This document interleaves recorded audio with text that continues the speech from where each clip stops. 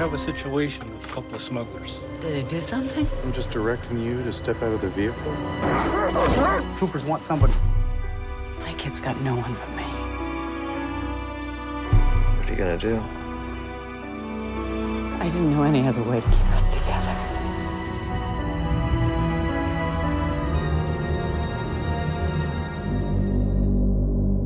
Even coming out of film school, I had this idea about these two women smugglers. So I took a real life situation that I thought was compelling and dangerous. I developed two characters who would never otherwise have met and threw them in a car together.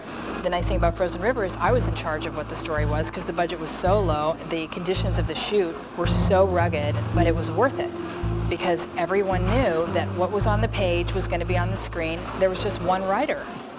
There wasn't a committee. There was always this kind of low-level gripe that women's movies were like really talky and about relationships. And I found that to be just enraging. So I set out to write a film where a woman did something. I was certainly seeing the movies of the 70s really in a formative moment, like 7, 8, 9, 10 years old. My mother took me to everything, and she took me to everything way too young because she was bored, and it was Memphis, Tennessee. We saw foreign films. We saw Fellini. We saw Bergman movies, really at a completely young age. So I just knew that world. Right after college, I went to law school.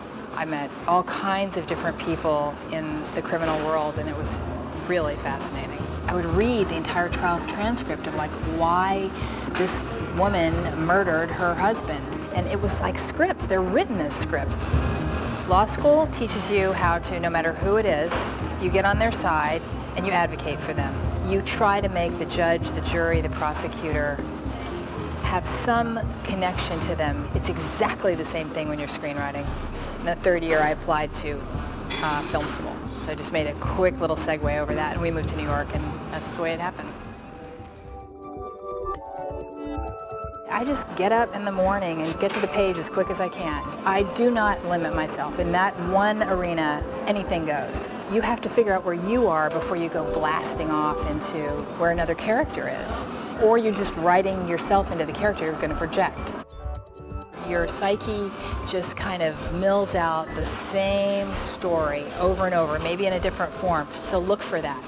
In a short, you're just dealing with the character's moment of realization where they do change, but it can be a tiny change. There's a much bigger transformation in the character in a feature. What I look for in a screenplay is the first 10 pages. Something in that first 10 pages about the main character has got to grab me. A movie is something that moves because there's action. And that, to me, sort of guides me on everything.